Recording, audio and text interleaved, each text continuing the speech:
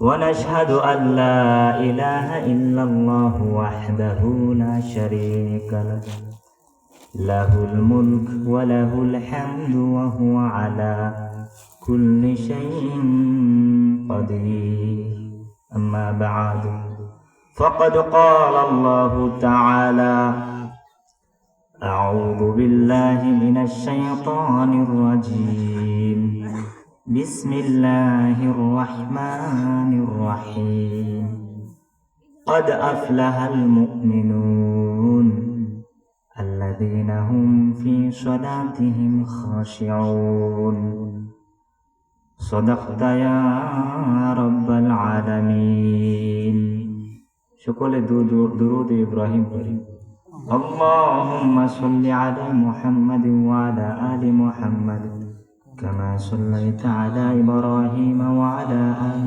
إبراهيم إنك حميد مجيد اللهم بارك على محمد وعلى آل محمد كما باركت على إبراهيم وعلى آل إبراهيم إنك حميد مجيد সকল প্রশংসা মহান রব্বুল আলামিনের দরবারে, যিনি আমাদেরকে দয়া করে মায়া করে ভালোবেসে রহমতি বরকতি জালসার ভিতরে আসার বসার মতো তৌফিক দান করলেন। শুকরিয়া আদায় করি, সকলেই বলি আলহামদুলিল্লাহ। দরুদ ও সালাম বর্ষিত হোক বিশ্ব মানবতার বিশ্ব সাম্রাজ্যের স্থায়ী সভাপতি নবী মুহাম্মদ মুস্তাফা সাল্লাল্লাহু আলাইহি ওয়াসাল্লামের উপর। সকলেই বলি সাল্লাল্লাহু আলাইহি ওয়াসাল্লাম। যারা বন্ধ করেছেন তারা মনে মনে বলছে আর কি, জোরে বলছে না। জোরে পড়ে না আস্তে আস্তে পড়ে, লাভ কিন্তু আছে। একবার দরুদ শরীফ পড়লে কমপক্ষে কয়টা নাকি পাওয়া যায়? 10টা নাকি পাওয়া যায়। এখন কইতে পারেন 10 নাকি আর কি কথা না, দেখি অথচ একটা নেকির জন্য আপনি শুধু হাউ মাউ করে চিল্লাচিল্লি করবেন যে একটা নেকির জন্য জান্নাতে যেতে পারেন না। আমার ওস্তাদ বলছিল একটা নেকির জন্য মায়ের পায়ের নিচে 500 বছর পর্যন্ত পরে কান্না করবেন, 500 বছর পরে মা পা লাথি দিয়ে বলবে দুনিয়াতে আমার কোনো বিয়ে হয়েছিল না। বুঝছেন কথা? কিয়ামতের ভয়াবহতা দেখে মা বলবেন যে কি দুনিয়াতে আমার কোনো বিয়েই হয়েছিল না। আবারও পড়েন না সাল্লাল্লাহু আলাইহি ওয়াসাল্লাম। খুব সংক্ষিপ্ত দুইটা আয়াত তেলাওয়াত করেছি।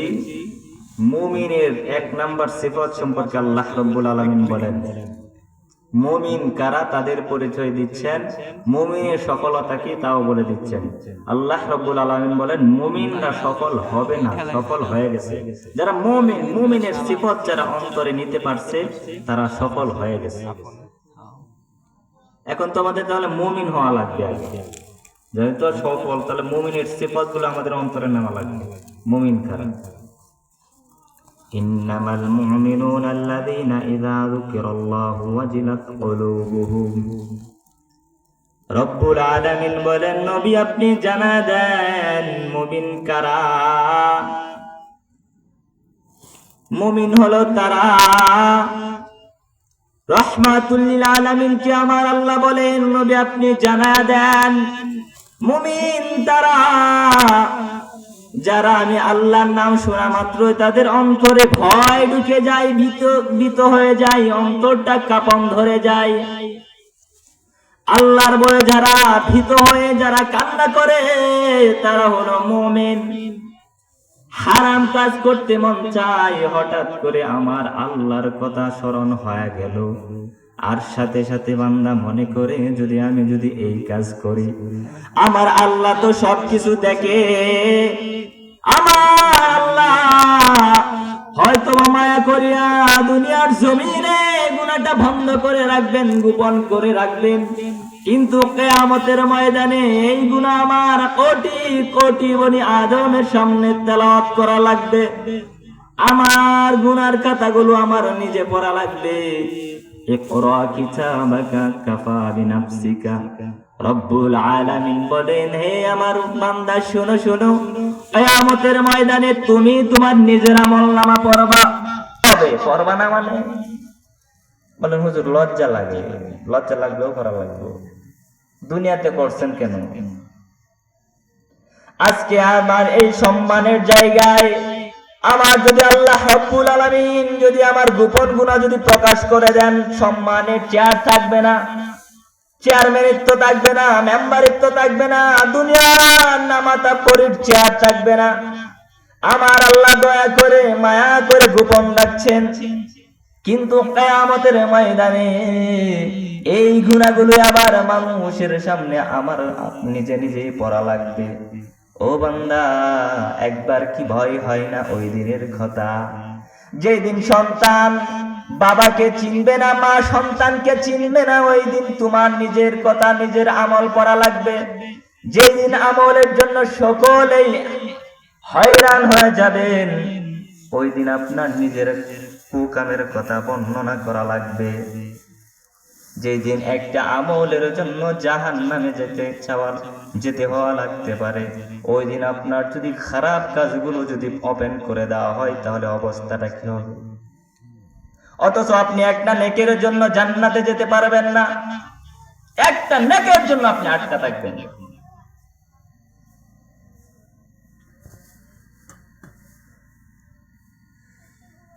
একটু কানে নেকের তরে রোজ হাসরের মাঠেতে, বাবা গরুবে ছেলের পিছে, ছেলে বাবার আগেতে। আহা তেমন কঠিন দিনেতে নামাজ তোমায় ভুলবে না, তেমন কঠিন দিনেতে নামাজ তোমায় ভুলবে না।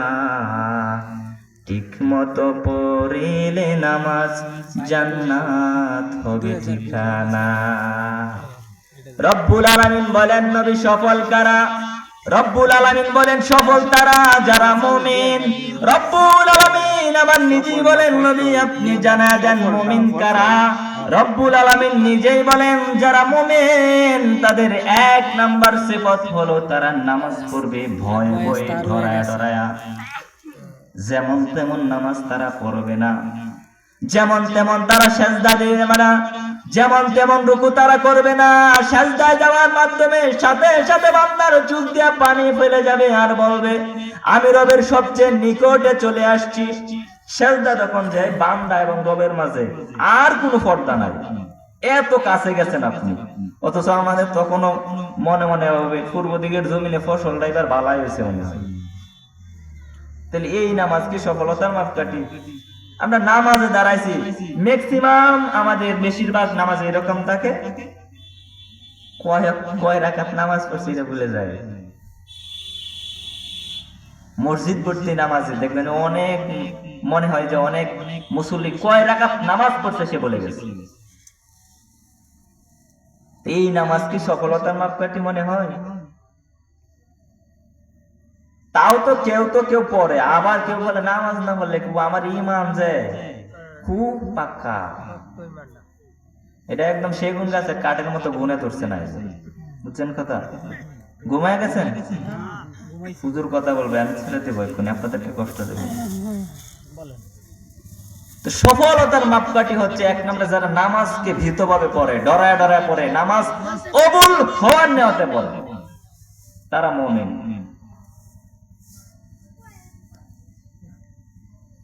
অথচ এই কিয়ামতের ময়দানে এক নাম্বার যে প্রশ্ন করা হবে সেটা হলো নামাজ। রব্বুল আলামিন মৃত্যুর শয্যায় এমন সময়ে একটা নামাজ, একটা কথা বান্দাদেরকে, উম্মতদেরকে বারবার তিনি বলে গিয়েছেন, উম্মত নামাজ ছেড়ে দিও না, নামাজ ছেড়ে দিও না, নামাজ ছেড়ে দিও না, নামাজ ছেড়ে দিও না। অথচ ওনার 23টা বছর পর্যন্ত কত কষ্ট করেছেন এই নামাজকে প্রতিষ্ঠা করার জন্য। কিয়ামতের ময়দানে আল্লাহ রাসূল যদি আপনার নামে নালিশ করে ফেলেন, এই উম্মত আমি নামাজ পড়তে যা কাবা চত্বরে আমার গলার ভিতরে আবু জেহেল উতবা সাইবা উটের নারী ভুঁড়িগুলো পেঁচায়া দিছিল, তারপরেও আমি নামাজ ছাড়ি নাই। আমার নামাজরত অবস্থায় কত মানুষ আমাকে ঠাট্টা বিদ্রূপ করেছে, তারপরেও আমি নামাজ ছেড়ে দেই নাই। উম্মত বলো বলো, আমার উম্মত দাবি করে তুমি এই নামাজের ব্যাপারে কতটুকু সচেতন ছিলা? যদি এই প্রশ্নটা যদি রাসূল করে ফেলেন, উম্মত হিসাবে জবাব দেওয়ার কোনো কিছু থাকবে না। উম্মত হিসাবে লজ্জার, এর চেয়ে লজ্জার বড় কথা আরো কিছু আছে?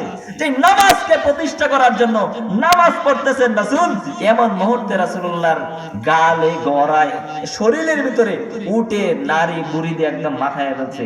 রাসূল নামাজ ছাড়ে নাই, রাসূলুল্লাহ নামাজ ছাড়ে নাই। রাসূলুল্লাহর মনের ভিতরে একবার আকাঙ্ক্ষা হলো, আরে কত মানুষ কাবার ভিতরে যায় নামাজ পড়ে, আমি যদি একটু ভিতরে যায় নামাজ পড়তে পারতাম। কুরাইশের নেতারা আমার হাতে চাবি দেয় না, মনের তৃপ্তি আমি যদি কামারের ভিতরে যাই একবার নামাজ পড়তে পারতাম, মনটা শান্তি লাগতো। যায় যার কাছে চাবি তার কাছে যায় বলে, ভাই একটু চাবিটা দেওয়া যাবে নি? বলে না, আমরা এখন ক্ষমতায় কুরাইশ, দেওয়া যাবে না।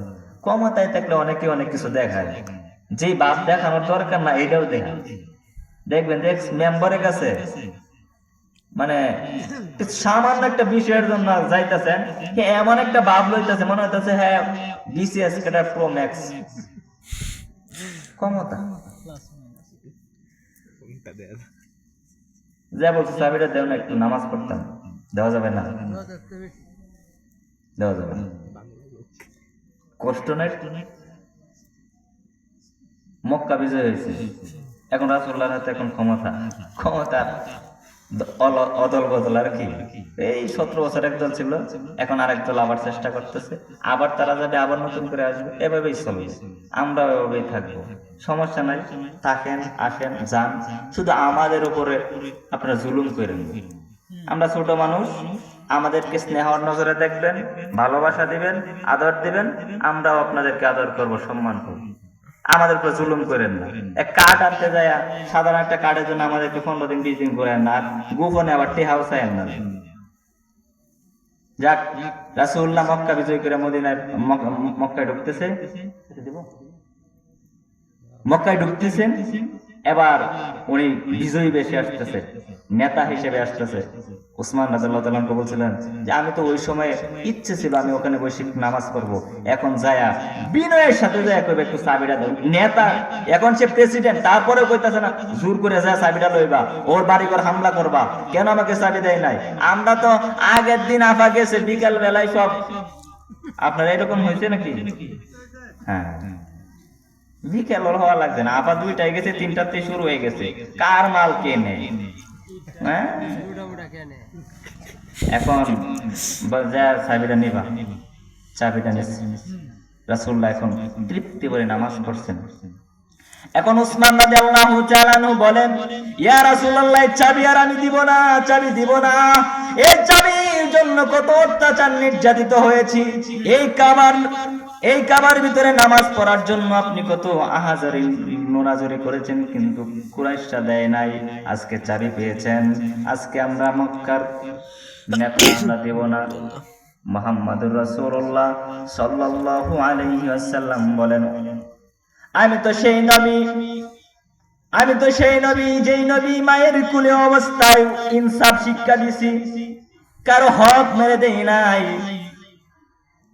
আল্লাহ রাসূলের দুধ মাতা হালিমা বলেন, আমি আমার দুগ্ধপুত্র মুহাম্মদ সাল্লাল্লাহু আলাইহি ওয়াসাল্লামকে যতবার চেষ্টা করেছি 2টা স্তন থেকে দুধ পান করাবো, তিনি পান করেন নাই।